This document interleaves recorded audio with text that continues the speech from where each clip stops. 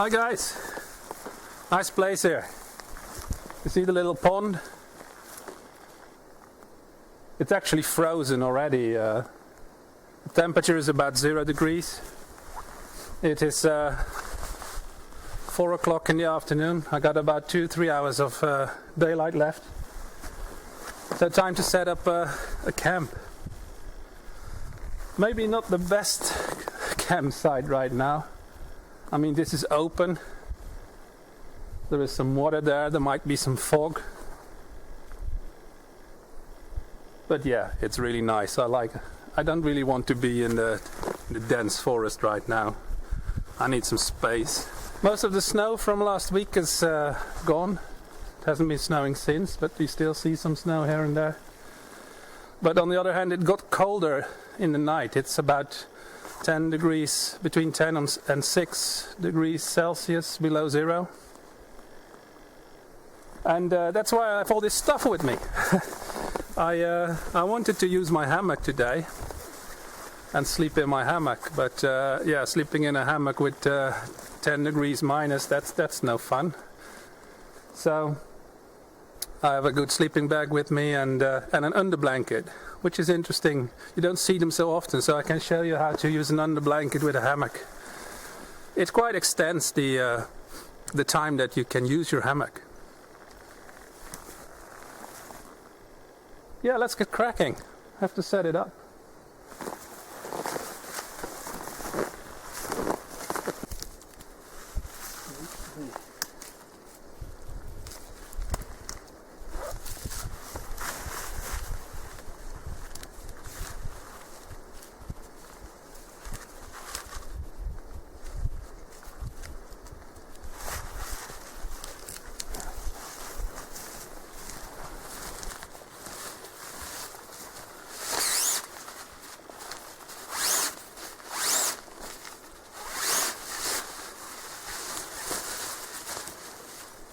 Mike. So you have a tree hugging webbing there. It's really easy, you just wind it around the tree, bow tie, done.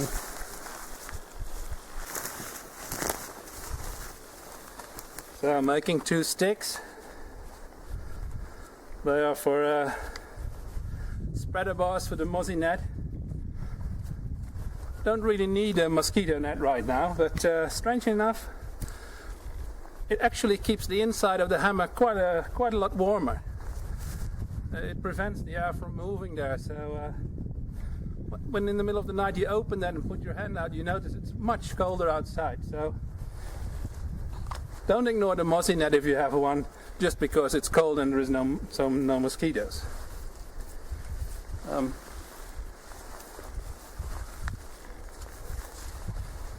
This is all different, all kinds of hammocks, of course.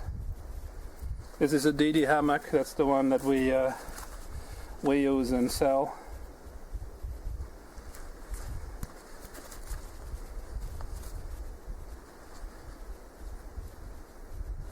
Quite often I don't use spreaders, but now keeping the warmth in is actually better. So the next step is to, I always put a cheapy foam mattress in there. The DD hammock has a double button, so that's quite easy. If your hammock doesn't have that, of course, you can just put it in, but this is pretty nifty actually too.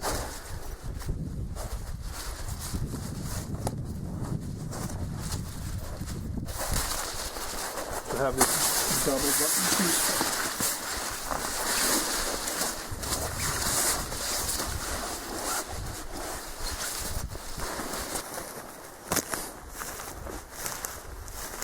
So now you see the under blanket attached. See, it's basically just an isolated quilt. And there is a bungee cord going through the length of this one. And you can actually in the middle here tighten it by pulling this loop here. But it's pretty good as it is right now because my trees are quite a lot away from each other. And it has on each side it has 4 attachment points with loops. And They're all attached to the tree.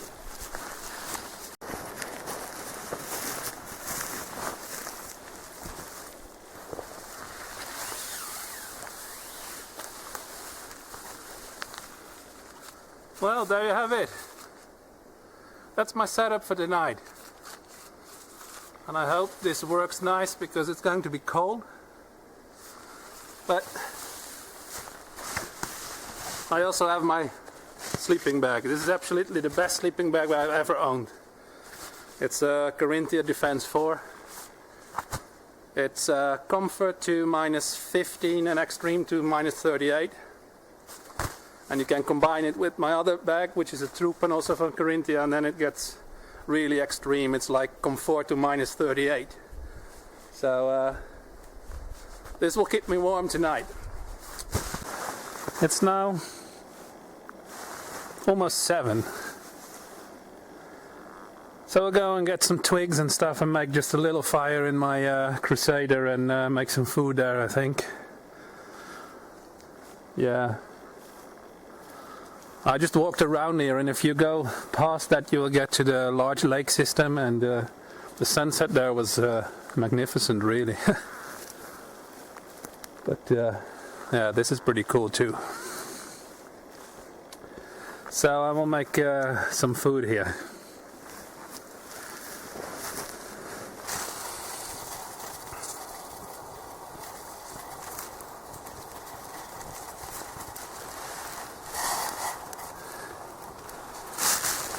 Would be nice to have something to start on, really. But the lid of the Crusader will do nicely.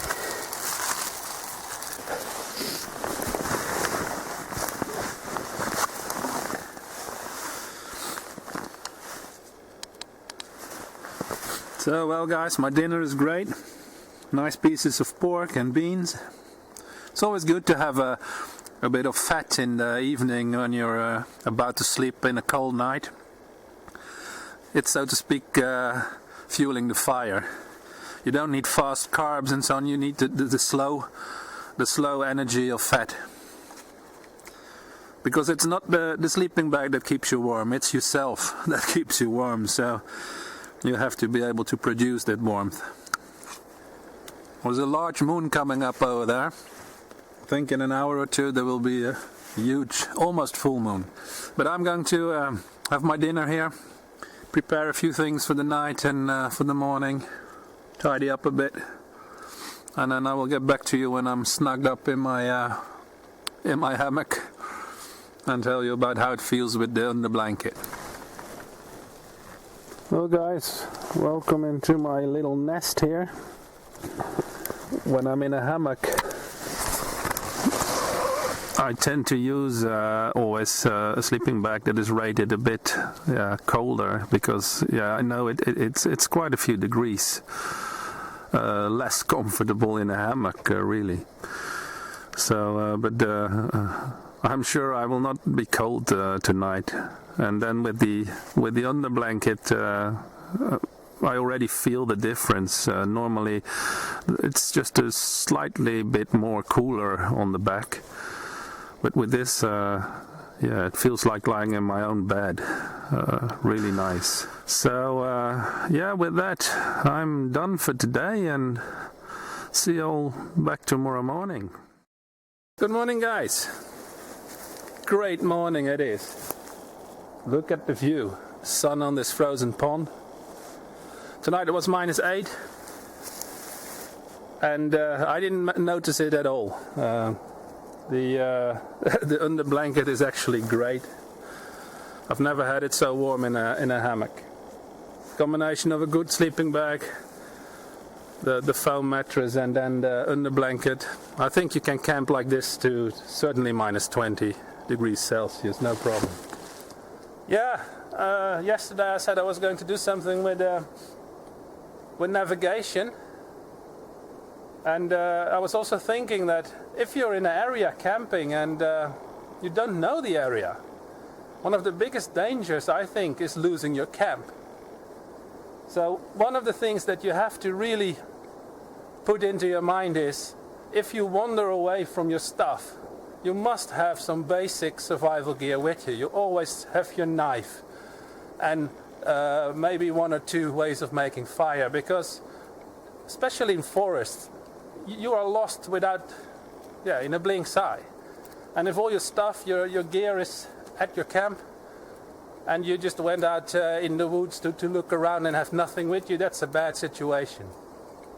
So keep a knife on your person, have a fire steel, have a lighter, stuff that you need at the absolute minimum, the C's of survivability. You don't need all of them, but at least the ones that count. Make sure that you keep in your head a reference of where your camp is. Try to find landmarks, waters, strange trees and stuff that you can recognize, because there is nothing so distressing than losing your camp.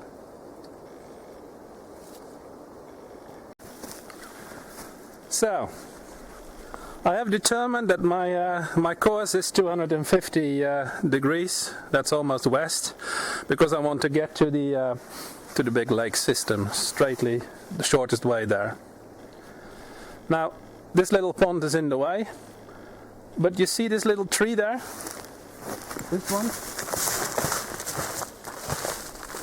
That little one there?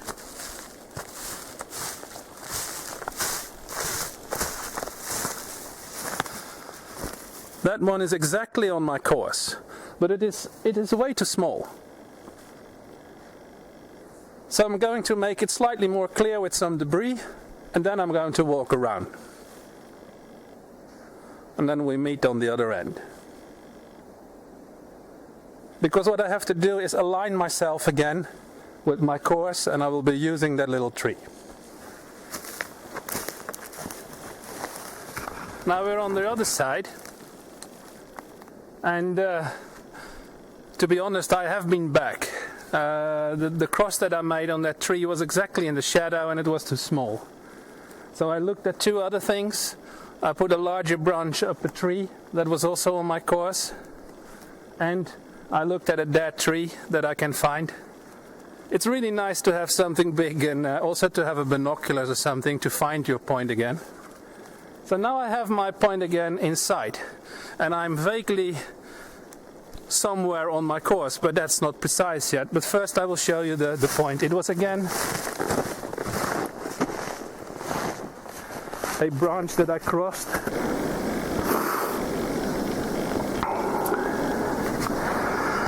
You see, there is the cross.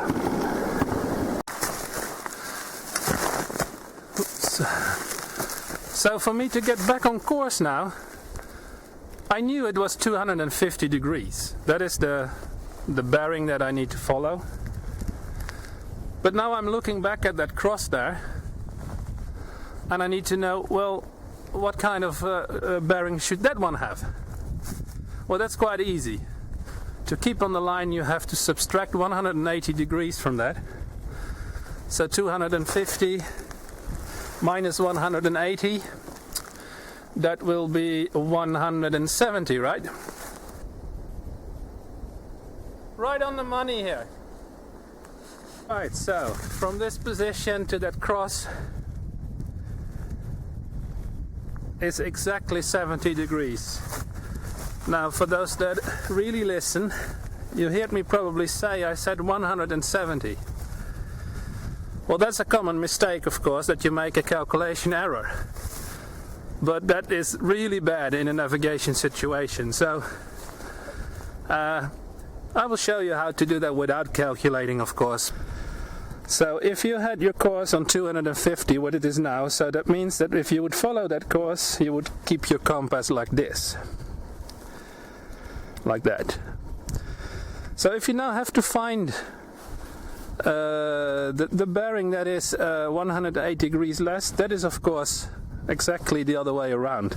So instead of keeping the north onto the red arrow, in this case, in this compass, you just flip it around, of course.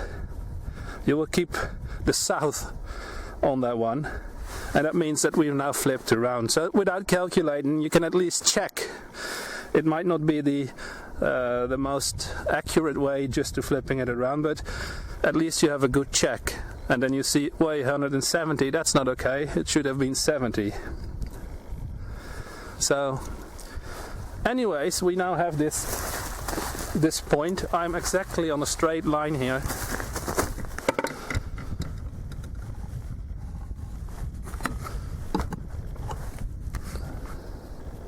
With my visual marker. So now I can just go back and follow my original course in that way.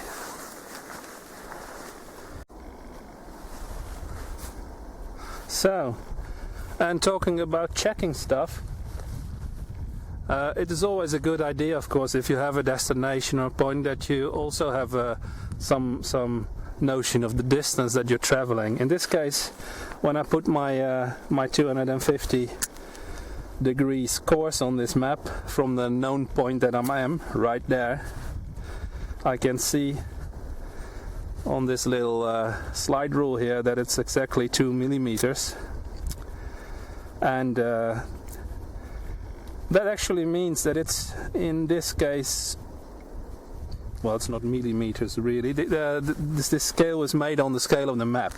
So this is a 1 to 50,000. And 1 centimeter is half a kilometer, 500 meters. So it's basically 2, so that would be 4 millimeters actually. But what you see is, you see two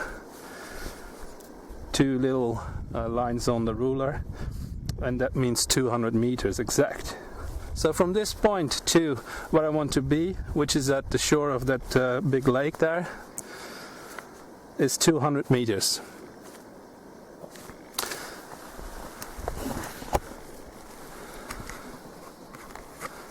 And that is a great help to know, because when you're following your course and you have some idea of the amount of distance that you cover, you at least will know that something isn't right if what you expect isn't coming in say, the distance that you have traveled. Well, that worked out sweet. I'm at the lake.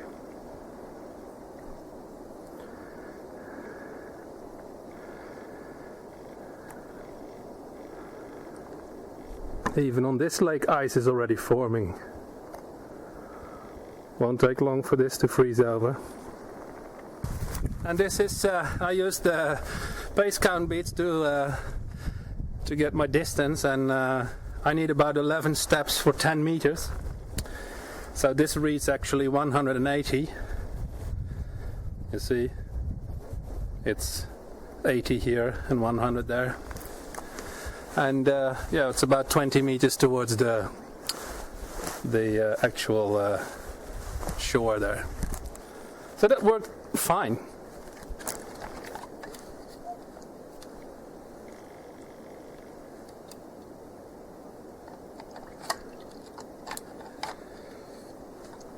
Well guys, that was it. I had a great time again. 2 nice days.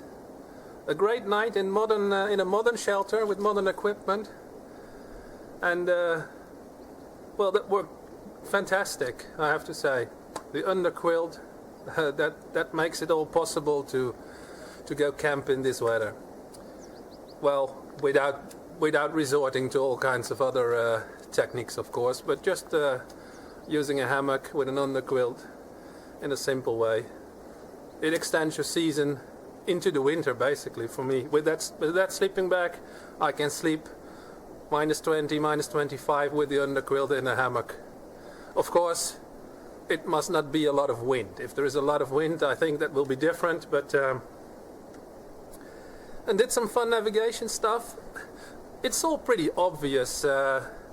You just have to go out and do that and train that so that it becomes second nature. It's actually quite hard to talk about it and show it, but yeah, you just have to go out and do it, practice, and you will soon find that it's an enormous benefit to knowing that and be able to do that.